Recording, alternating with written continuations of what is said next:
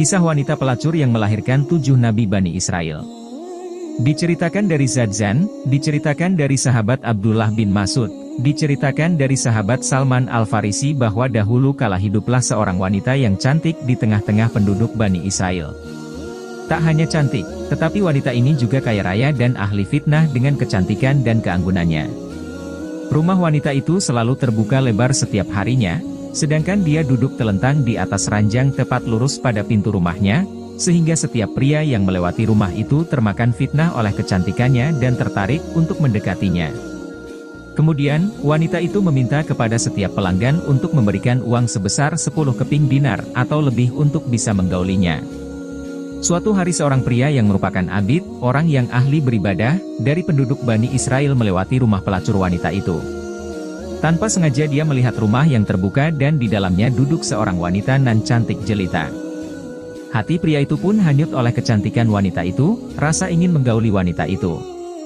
Hati pria itu pun dipenuhi oleh rasa dilema sehingga dia memohon kepada Allah Subhanahu wa Ta'ala untuk menghilangkan hasrat dan nafsu dalam dirinya. Namun, keinginan nafsunya tak kunjung hilang bahkan semakin menjadi-jadi. Akalnya pun terkalahkan oleh keinginan nafsu yang semakin membakar hati. Untuk memenuhi hasrat nafsunya, pria itu pun akhirnya menjual kain tenun dan mengumpulkan uang sedikit demi sedikit hingga sampai beberapa keping dinar, sesuai yang dibutuhkan.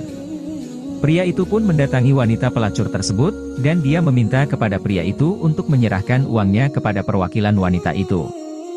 Pria itu pun diminta untuk memasuki sebuah ruang khusus yang telah disediakan. Di sana, wanita itu berhias dengan cantiknya dan duduk di atas ranjang. Pria itu pun segera mendekatinya dan duduk di samping wanita cantik itu di atas ranjang.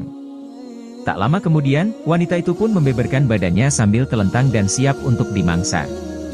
Namun, atas rahmat Allah Subhanahu wa Ta'ala dan berkat rutinitas ibadah yang dilakukan, hati pria itu pun membisikkan hal lain, sesungguhnya Allah Subhanahu wa Ta'ala melihatku dalam keadaan buruk ini di atas arsy, sedangkan aku melakukan perkara haram, maka leburlah semua amalku.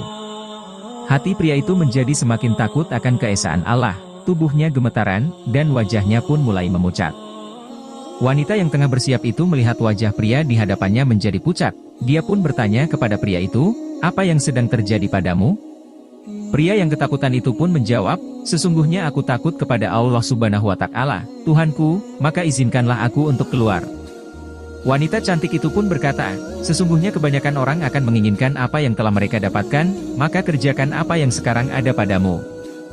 Pria itu pun menjawab, "Sesungguhnya aku takut kepada Allah yang Maha Agung atas pujiannya, sesungguhnya harta yang telah aku berikan kepadamu adalah milikmu secara halal." Kemudian, wanita cantik itu bertanya, "Apakah kamu belum pernah melakukan ini, zina, sekalipun?"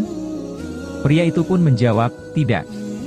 Wanita itu pun bertanya untuk terakhir kalinya, "Dari mana asalmu dan siapa namamu?" Pria itu pun memberitahu nama dan tempat tinggalnya kepada wanita itu sebelum dia pergi meninggalkannya. Dan selama dia pergi meninggalkan wanita itu, dia bergumam dengan sendirinya, "Celaka dan kerusakan," sembari meneteskan air mata.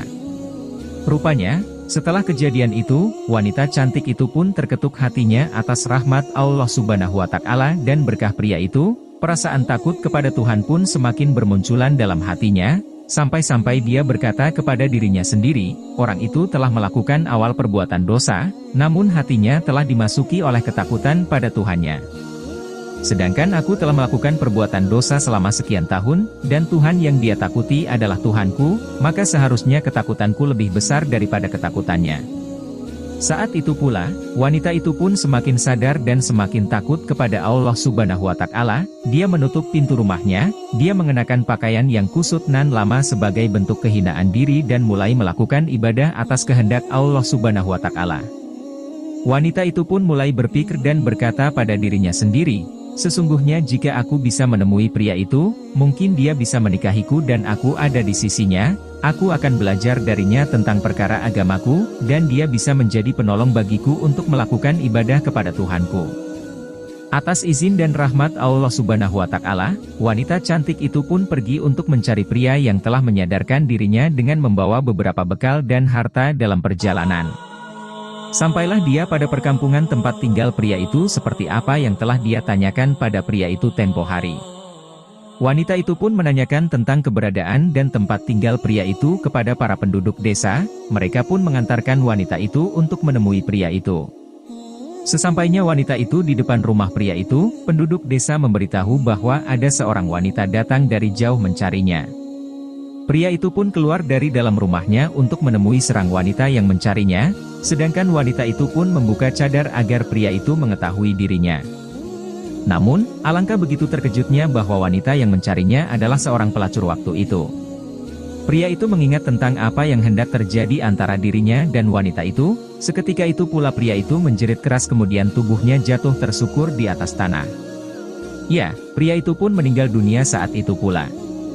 Setelah proses pemakaman selesai, wanita cantik itu pun masih terlihat sedih. Dia datang jauh-jauh untuk tujuan baik demi menemui pria itu, namun saat itu pria itu meninggal dunia. Kemudian wanita itu pun bertanya kepada para penduduk, apakah dia memiliki seorang keluarga yang membutuhkan istri? Para penduduk desa pun menjawab kepada wanita cantik itu, dia memiliki seorang saudara yang soleh, tetapi sengsara dan tidak memiliki harta. Wanita itu dengan senang hati berkata, tidak masalah, karena sesungguhnya aku memiliki harta yang cukup untuk kita. Pada akhirnya, wanita cantik itu pun menikah dengan pria soleh yang miskin, yang merupakan saudara dari pria yang dicarinya. Dari pernikahan keduanya, Allah Subhanahu wa Ta'ala mengaruniai 7 keturunan, yang mana 7 keturunan mereka merupakan nabi pada masa Bani Israel. Hal ini dikarenakan berkah dari ketaatan, niat baik nan tulus, dan keteguhan hati untuk bertaubat dan kembali kepada Allah Subhanahu wa Ta'ala.